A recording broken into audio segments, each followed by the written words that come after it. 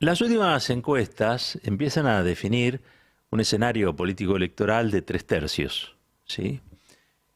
Tres tercios en los que estarían divididos en la opción Frente de Todos, en la opción macrista, cualquiera sea quien resulte allí el elegido en su paso, y Javier Milei, ¿sí? El espacio de Javier Milei, la libertad avanza. Yo siempre creí que no había que tomárselo en serio a Milei. Y creí que no había que tomarlo en serio, entre otras cosas, porque suponía que la sociedad argentina tiene eh, reservas políticas suficientes como para que alguien que es un advenedizo, una construcción, un diseño, ¿sí?, de grandes corporaciones, porque eso es Javier Milei,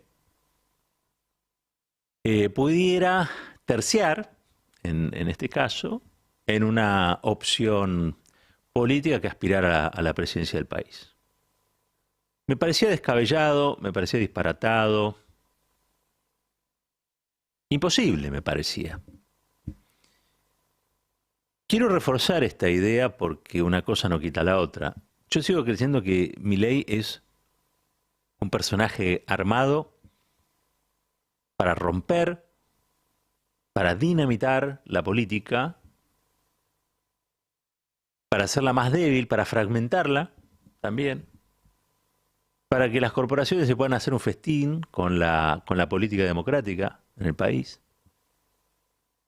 y para poner de rodillas a la política y hacer lo que las corporaciones dicen. Diego Genud, que es un periodista muy respetado en el gremio, contó el otro día que el verdadero dueño de Milei en realidad es Eduardo Ernoquian, el dueño de Aeropuertos Argentina 2000. Lo tuvo en la nómina pagándole durante mucho tiempo. Y quizá eso explica, entre otras cosas, qué es lo que busca romper que sería un representante, insisto, con sello corporativo en la frente, y que se propone como un castigo, que se propone como una suerte de correctivo a un sistema que no da respuestas o no da soluciones a algunos problemas recientes y otros que son crónicos. Trabajar la antipolítica es una política, ¿sí? Ahora, yo veo que va ganando cada vez más espacio, entonces aquello que me parecía disparatado, descabellado, terminó de convertirse en una preocupación cuando me llaman y me dicen, hay un tema, si nosotros no logramos un candidato, alguien del Frente de Todos me lo dice, que mida 33.1, o sea, que llegue en la elección a los 33.1 de los votos, es probable que cuele Milei. ¿Cómo? Sí, sí, es probable que haya un balotaje en el que el Frente de Todos no sea opción. ¿Cómo es eso?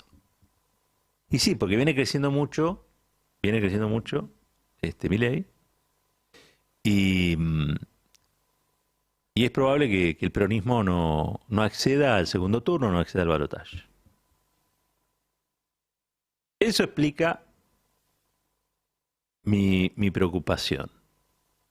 Lo que empezó siendo la apuesta política de un grupo de un grupo de empresarios,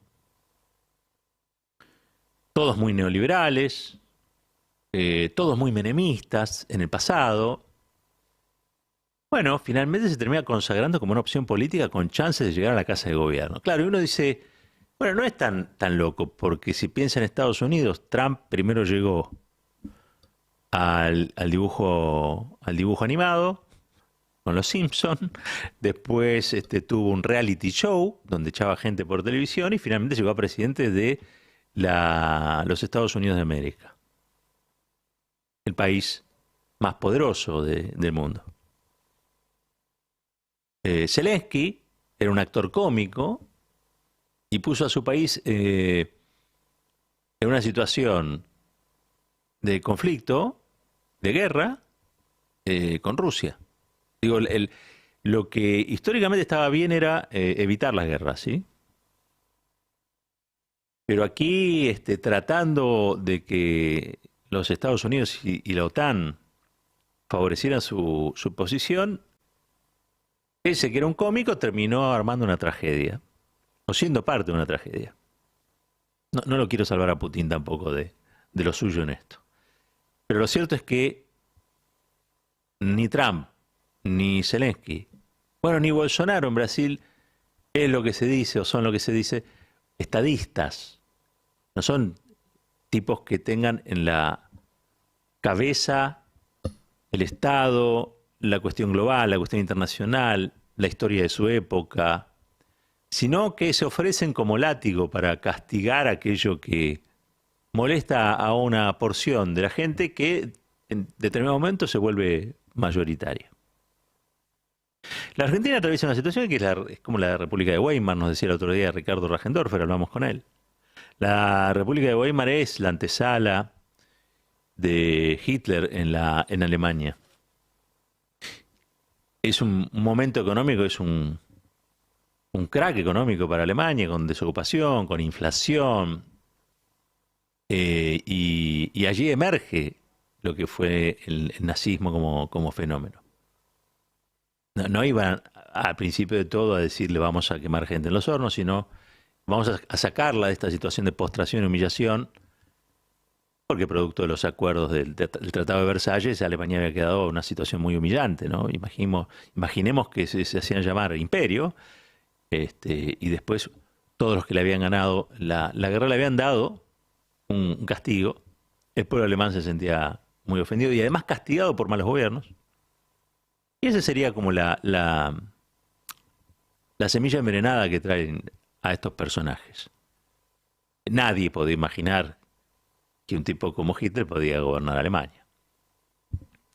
Viniendo al presente, lo que tenemos que preguntarnos es ¿cómo sería un país gobernado por Milei?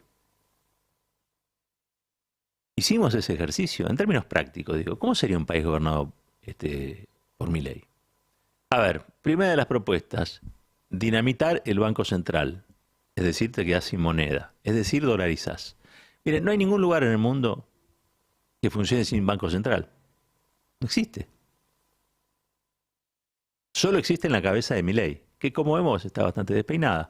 Digo, ¿qué hacemos con alguien que está proponiendo algo que es inviable? Es como si dijeran, bueno, si yo soy presidente, todos vamos a viajar a Marte. No se puede. No se puede.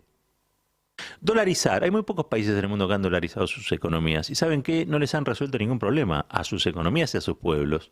El caso más emblemático es Ecuador. En Ecuador la dolarización, y ustedes lo saben, porque se informan, no acabó con las conflictividades sociales, no acabó con las protestas, no acabó con la desigualdad. Sí le resolvió un problema financiero a un pequeño grupúsculo, pero eso hace que, a su vez, haya mucha inestabilidad política, porque la gente cuando es pobre durante mucho tiempo, y la gente cuando es excluida durante mucho tiempo, y la gente cuando ve las desigualdades durante mucho tiempo reacciona, estalla. Entonces no es la dolarización ni siquiera la posibilidad panacea. Cuando vos dolarizás, resignás herramientas de política monetaria. No hay nadie sensato que proponga una dolarización. Generalmente es tirarse al precipicio y es de países o de sociedades quebradas que no saben cómo seguir y se aferran a lo que hay. Miren, la moneda es reflejo del estado de la economía de un país. ¿Sí?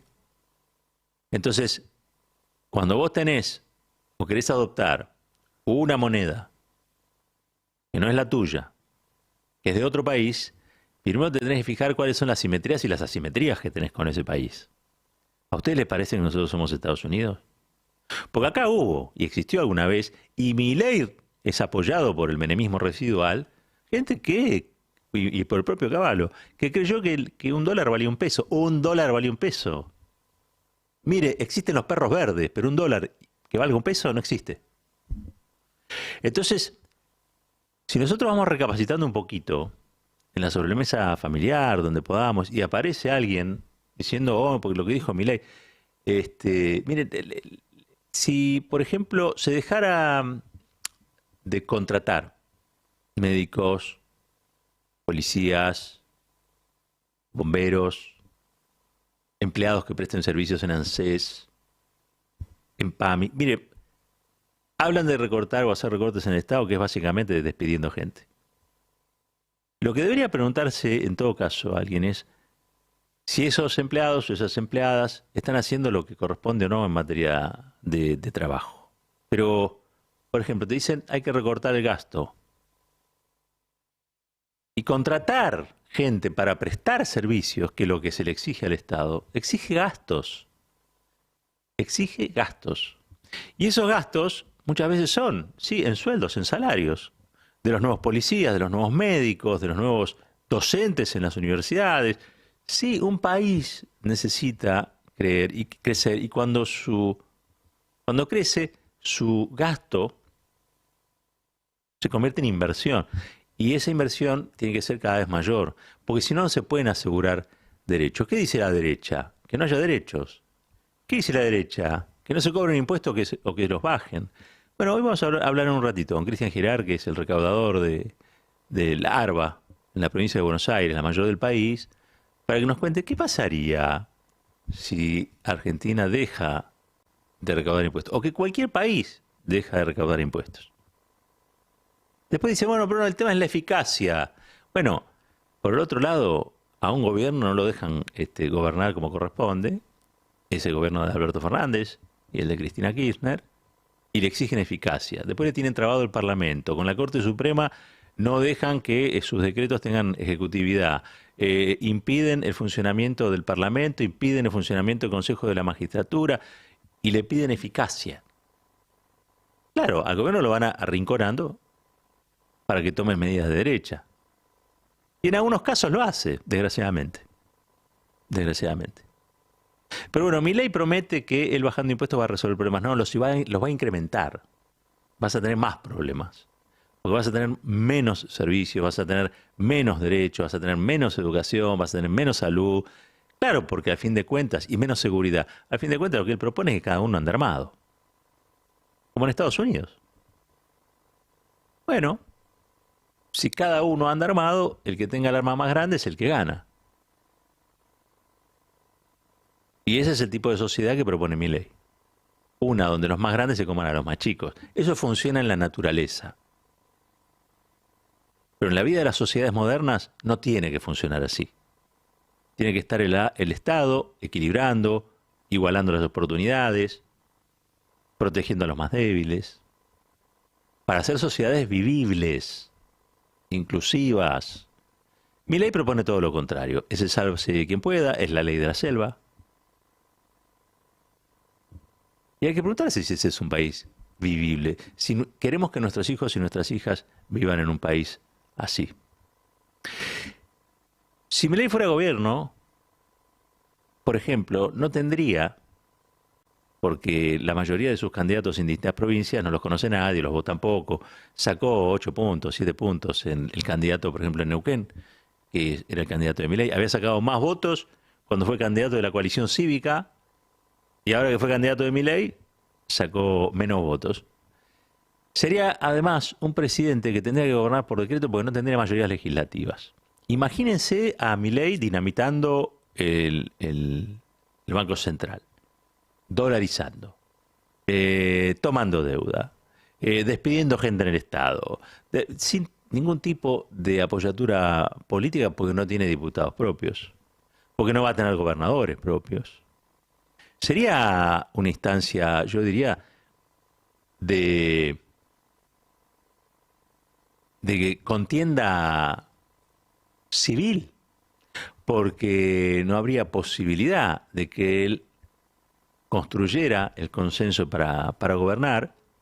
Y esto que ya de por sí es preocupante, esta licuación de poder que padece el gobierno del Frente de Todos, con un personaje de estas características, creo que sería realmente invivible. Con Milei también llegaría el indulto para los represores, porque son negacionistas todos los que lo acompañan, su compañera de bancada además. Con Milei, los Patti y los Bussi volverían a tener poder en la Argentina. Con Milei, las abuelas y las madres, los hijos, las hijas, y todos los que defendemos los derechos humanos vamos a estar en peligro. Con Milei también volvería un grupo de plutócratas, empresarios que no pueden ver más allá de la zona del lucro, a gobernar los destinos de la Argentina, haciendo que la Argentina desaparezca. Porque también como el macrismo, con el que ahora se lleva muy bien Milei, también con el macrismo hubo un proyecto de negocios. No hay un proyecto de país ahí, hay un proyecto de negocios. Y no necesariamente la historia demuestra que cuando le va bien a un grupo de empresarios le va bien a un país. Al contrario, el índice para calibrar qué grado de democracia tenés tiene que ver con el bienestar ciudadano, no tiene que ver con el bienestar empresario. A veces se dan la mano, a veces pueden coincidir, la mayoría de las veces no ocurre. Hace falta más Estado, decimos algunos. Y mira lo que dice, no, el Estado tiene que ser reducido a lo mínimo. Y toda una serie de cosas muy disparatadas donde, por ejemplo, aquellos excluidos, si quieren, pueden vender un órgano, el órgano de alguno de sus hijos, y con eso parar la olla de la jornada. Esos serían los valores morales que también tendríamos con un gobierno como el de Milei. Nos quedaríamos sin moneda, sin Banco Central, sin política monetaria, nos quedaríamos a las puertas de un sistema gobernado por alguien que quizá no esté bien, no tenga todos los jugadores alineados, allí donde hay que tenerlos, pero los que lo gobiernan, los dueños, sí saben lo que quieren. Y lo que no quieren es una democracia inclusiva, lo que quieren es una democracia como pantalla, pero que en vez de asegurar derechos, se los quite a la gente. Para terminar, hay una obra de teatro que yo se la recomiendo, se llama Arturo Ui. Creo que también, bueno, nos quedaríamos también sin vaca muerta, sin el gas, bueno, todas esas cosas. Pero hay una obra de teatro que se llama Arturo Ui, que si yo no recuerdo mal es de Bertolt Brecht. La pueden buscar, está en internet, pero básicamente la trama es esta, ¿no? Cómo se va construyendo sobre la base del quebranto de las ilusiones populares, un personaje que es un salvador, personaje disparatado, descabellado, personaje desencuadrado que cuestiona a la casta política de su época, que reúne a todos aquellos que habían sido desplazados por un sistema político, como yo te dijera, gente de la que unos se burlan o que otros se burlan, gente que estaba resentida, y termina llegando al poder. Arturo Ui es una gran metáfora de cómo Hitler llegó al poder, y cómo después termina también sacrificando a aquellos que fueron sus laderos, porque cuando se llega a ese grado de locura no hay nada, no hay lealtad, no hay reclamo o posibilidad de reclamo, lo que queda es entregarse a la maldad de aquel que estos grupos ayudaron a instalar. Me parece que para ver la política argentina y el drama o la instancia dramática en la que se encuentra, Arturo Ui explica más que todo lo que podemos decir aquellos que nos ganamos la vida de leer la política tratando de entender algo que a veces se entiende y a veces simplemente se deja de entender. Porque cuando las leyes de cierta lógica se rompen, estamos entrando a otro territorio, que ya no es el territorio de la política, sino el territorio del delirio.